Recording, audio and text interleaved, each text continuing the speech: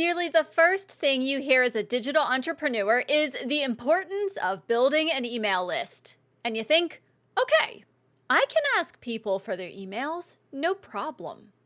What no one tells you is that simply getting someone onto your email list in ActiveCampaign, MailerLite, or ConvertKit is not enough. You have to do something with all of those emails, and a lot of something. When the realization hits home that we have to send emails, we're often faced with indecision, questions, and overwhelm. Clients often ask me, what are you supposed to send in the emails? What's the purpose behind them? And how often am I actually supposed to email all of these people who have trusted me with their email address? And you can stay in this cycle of stuckness, of asking questions, or you can decide to make a change and embrace your email list as a meaningful and important part of your business and business success. Today, I'll share with you 3 mindset shifts that are critical to happier customers who are willing to invest in your product or service. Without this shift, your email list will continue to languish and simply generate a bill that you pay each month to an email service provider. Anyone can add a digital course to their business. So what sets the 6-figure course creators apart? You're about to find out. Welcome to the Digital Course Creator Podcast with Dr. Moira, a longtime entrepreneur now using her PhD in psychology to help you go from sticky notes to sales worth celebrating. Successful entrepreneurship relies on a healthy, engaged email list. When we ignore our email lists, we tend to create confusion and doubt. People that originally said yes to giving us their email address start to wonder, should I unsubscribe? Are they even still in business? The key to entrepreneurship is building relationships. And with the volatility of social media, we can't rely on Facebook, Instagram, TikTok, LinkedIn, whatever it is you use, to give us a place to build those long-term relationships. They're great when they work, but you know just as well as I do that there are plenty of days when they don't work at all. Instead, what we have to do is create those relationships elsewhere. And the primary place to do that is our email. But there's so much that comes up when contemplating sending emails to our list. So let's dig into 3 key mindset shifts that have to happen in order for our email list to flourish and ultimately bring sales to our business. And the third shift might leave you pushing back. So in today's 60-second solution, I'll share the key to moving past that block so that you can take action sooner and unlimit your revenue. Now, we know that we have to send emails, right? But that generates a lot of questions and a lot of resistance. And one of the very first questions that pops up when talking with clients about sending emails is, how much is too much? The simple answer is to send more emails than feels comfortable. Most of us would feel most comfortable with 1 a month emails, or maybe once a week at most. What if I told you that unsubscribes actually go down and engagement goes up when you send a daily email? Now, if this feels spammy to you, remember that the key is to provide meaningful information, to provide help, to provide tips, to provide motivation and inspiration in your emails. It's not just to say, hey, buy my product, buy my course, buy my service. We want to show up in a genuine and authentic way in our emails. And one way that we can start that process is to let our subscribers know what to expect from us and then deliver on those promises. I am on several email lists, as you probably are as well. That's the way of entrepreneurship, right? And on several of those lists, the business owner emails every day. Now, I do not open all of the emails. I'll be honest with you. I have somewhere around 10,000 unread emails in my business inbox. But I will say that the entrepreneurs, the business owners that email me every day I am much more likely to open their email than the entrepreneur who is only sending me one email a month or even just once a week. In fact, if I look at the businesses that I spend the most money with, either through tools or coaching or other investments, they are the ones that email more frequently. Are you starting to see the connection between revenue and email frequency? I hope so, because it serves a lot of purposes. It does give us a chance to build relationships. Sending more emails than feels comfortable also has an added benefit of creating a self-cleaning list. People that aren't really invested in what you have to offer are much more likely to unsubscribe when you start sending them daily emails. And that's okay. This means that you aren't paying for subscribers who aren't actually interested in what you have to offer. And they can always come back again in the future when they're ready. So the first mindset shift when working with your email list and working to increase your revenue via your email list is to remind yourself that it's okay to send more emails than feels comfortable. It's also okay to ease into sending more emails. In fact, I do recommend that. Start with your normal. If you send once a week, maybe try sending twice a week.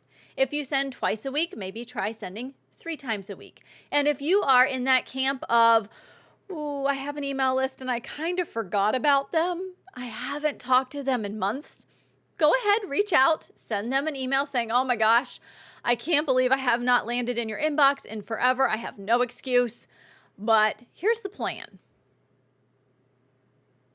And then start sending emails. Let them know that you're back, you apologize, that you're human, just like they are, and start getting into that routine of sending emails to your subscribers. Sending more emails isn't enough, though, to create an engaged and profitable email list. We can send emails 7 days a week and have a completely unengaged list. Our emails really have to be focused on storytelling because it's the storytelling that builds relationships with our potential clients and customers. It's that storytelling, that relationship building that allows for trust to happen. Every day, I sit down to write my email subscribers an email. This takes me less than 10 minutes because I focus on a story. I'm not making it perfect and beautiful, and there are probably grammatical errors every once in a while. But what I'm focused on here is sharing a story that connects life to business. In fact, one email that I have in the back of my head that I haven't quite worked out yet is about the instructions on a brownie box that I had in our house last week. And the ingredients said that adding chocolate chips was optional. First of all, is adding chocolate chips ever optional when we're talking about brownies? Not in our house, at least. And it made me really think about the difference, made me realize that there are pieces of our business that are technically optional. But they really make a difference when we commit to them, right? When we include them in our business, those optional pieces make a huge difference, just like adding those optional chocolate chips makes a huge difference in the yumminess of the brownies and the quickness with which they get eaten. So when we think about sending multiple emails a week, we want to think about it in terms of engaging with our subscribers, creating content. We are connecting with them in a genuine and authentic way. By sharing that email about the brownie box, you know that I like chocolate. You know that I really like chocolate, that I definitely want the chocolate chips in the brownie batter. And you know that I also like shortcuts sometimes because although I can make a perfectly decent brownie from scratch, sometimes I just want to grab the extra ingredients, dump it all in the bowl, and stir it up and put it in the oven. And so you've learned a little bit about me personally, but you've also learned about something in your business. This email doesn't take long to write. It doesn't take long to consume. So it's going to take maybe a minute or two max to read, but it's going to provide my subscribers with something to think about as they tackle their day. When they start thinking, oh, well, that's really optional. If I don't get to it, it's okay. That brownie email might actually make them stop and think, oh, I wonder if it really is optional. And then they can really assess it from a much more engaged way in their own business. That's a win in my book. Okay? So many times we think that these emails we send, that they have to be a big production that looks beautiful, that has headers and gifts and photos and new trainings and all the things combined with a little bit of extra glitter. And that just simply isn't the case. Tell a story, connect it back to your niche, and then hit send. This same thing, this same concept of storytelling helps us to also create better lessons in our courses. So use what you're learning today, use what's kind of spinning in your brain now, and apply it to your course lessons as well. At the end of each day, whether you're thinking about course lessons or email content, I want you to take 2 or 3 minutes and in a journal, in a spreadsheet, write down anything that kind of happened in your day that you could tie back to something in business. It's the littlest things, like the ingredient on the brownie box. It doesn't have an immediate connection to business, right? Unless you are a baker. But most of the time, these things that we're talking about in our lives, they don't have an immediate connection to business, but you start to look for them and you start to see them everywhere. I know that every day I can at least come up with 2 or 3 options of things that I could incorporate as a story into an email or a post or a course lesson. And if I can do that as a stay-at-home homeschooling mom who works from my office while teaching and is an online professor, so I don't leave the house a whole lot during the day, then you can too. Okay? So don't make it complicated. Don't overthink about it. Don't overthink it. Trust me. Okay? With our stories, when we start to share our stories, our subscribers really do start to feel more connected with us. And it's always easier to invest money in a product or a service from someone that we know versus someone that we don't. Think about going down the ice cream aisle at the store. Clearly, I want a brownie sundae at this point. But think about going down the ice cream aisle at the store. There's a bajillion options, maybe just 50, maybe 20. Depends on your store. But maybe you've heard of 3 of those brands. And you know a little bit about each of those companies. You know kind of what the ingredients are of one. You know the mission of another. Chances are you're going to buy one of those 3 brands that you know about because you know their story. You know what they're about. We want our subscribers to know our story, our values, what we believe in, what we stand for, how we tackle the problem that they're experiencing. When we do this, this is what brings in revenue from our email list. We connect, we create relationships, we create trust. Now, our third and final mindset shift for engaging with email subscribers is to make more offers than feels comfortable. As entrepreneurs, we are told to lead with value over and over and over again.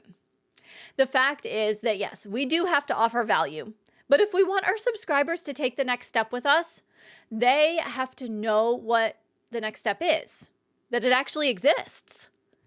Have you ever told yourself, well, I'll just wow them and they'll ask me what my offer is? Yeah, me too.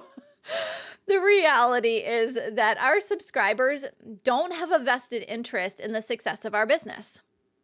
We have to be intentional about sharing our offer, especially in the course creation world, where we talk about having launches 3 or 4 times a year, maybe even just twice a year, which means that for the bulk of our year, no one's buying anything. We have to learn to make offers consistently, not just during a course launch. That's going to be what creates revenue in our business, and consistent revenue, not just kind of the roller coaster type revenue. Now, the best way to do this is something that I love and it's easy to do. It's a super signature. The super signature gives us a way to share what next steps a subscriber could take without that offer taking over the entire email. So a super signature is exactly where you think it is in the email. It's in the signature, so toward the end. And it's a great way to boost engagement. It's to get our offers in front of our subscribers with every single email that we send. It's going to probably include free offers, probably paid offers. It is going to cater to subscribers at different points in their journey. For example, I typically include a link to a recent podcast episode, and I link it to my website and I link it to YouTube so that people can consume it in whatever way works best for them. I also often include a lower cost product, something that's under $100, like my effortless lead magnet email sequence template. I'll link that, talk a little bit about it. I'll also include an invitation to set up a strategy call and an opportunity to talk more about private one-on-one coaching with me. So I'm hitting people, I'm capturing subscribers at different spots in their journey. Maybe they just need something little, like the podcast. Maybe they need something to implement right now. That's that lower ticket offer. That's that effortless lead magnet email sequence. Maybe they're ready to think strategy and take the next steps, so they want that one-on-one call. And maybe they're ready to go all in on their business and they say, you know what, I need a mentor who's there for me day in and day out, who can help me strategize, who can help me read that email for the 8th time and figure out why it doesn't sound quite right. Or look at that course lesson and say, here are the pieces that just need a little bit of tweaking and these are good to go. The super signature allows us to do that. And we get to be able to swap out the little components of that super signature based on what's happening in our business. Maybe we're promoting someone else's launch as an affiliate, or we want to test out a new resource, see if there's any interest in it, see if we get any clicks. We can do that in our super signature. The key is that when we make offers, our revenue is going to grow faster and easier. It's similar to the ice cream shop that sells more ice cream when their doors are open and unlocked versus the shop that's open, but they've locked their doors to customers. They're not going to sell anything, right? The ice cream shop that opens their door and allows people to come in, makes it super noticeable, has the open sign out front, has the door propped open, they make sales. So let's commit to being the ice cream shop with the door propped open. The mindset shift here is to look for ways to make more offers. Now, I know that even with these ideas that I'm sharing, making more offers can sometimes feel icky and give you a little bit of heartburn. So in today's 60-second solution, I'll share 3 things that you can do to get through that, get over the hump, and make some offers. Now, are you ready to commit to emailing your subscribers more frequently, so that you can grow your relationships with potential and current customers and clients? I hope the answer is yes, especially after hearing that it's maybe not as scary as you might have thought or as difficult as you might have thought to help boost your revenue by creating those relationships in your email inbox. If you are ready, then this week, take time to write your email, send it out. It doesn't have to be lengthy. It can be as simple as, what are you working on this week inside your business? That's 10 words? In fact, if you copy and paste them directly from the transcript of this podcast, you can format them, plop them in your email service provider, add your super signature, and hit send. What could be easier? So what do you say? Are you going to send that email this week? I hope so. So in this episode, this week, we've really been focused on the dangers of ignoring your email list because it's going to limit your revenue. And so we talked about 3 mindset shifts that can help us to really dig into our email, commit ourselves to our email so that our revenue can start to grow easier and faster.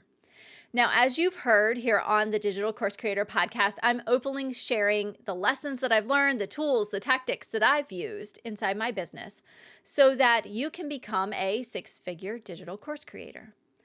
Over the past decade, what I've realized is that so many of the 6-figure tactics out there focus on marketing, and it doesn't always feel aligned with what most course creators want. We need to find a way then to increase revenue while staying aligned with our core values and our mission as entrepreneurs. And that, like anything in life, requires strategy in a number of categories. We have to dig deeper. And you can get a lot of what you need from books, podcasts, webinars, courses, tools. We have so many resources available to us these days. But even with all of those resources, it's still easy to struggle to reach enrollment and financial goals. And that's because what we want for our business, it's going to be probably 10% what we learn, read, study, and maybe 90% or more mindset. As a psychology professor and coach, I share as much as I can about mindset here on the podcast. And in fact, today's episode was primarily focused on creating some mindset shifts with practical ideas to help you implement. But to truly thrive, we all need individualized attention. We need accountability and support. So if you are ready to say yes to a thriving, financially solid business, I'd love to have a conversation with you.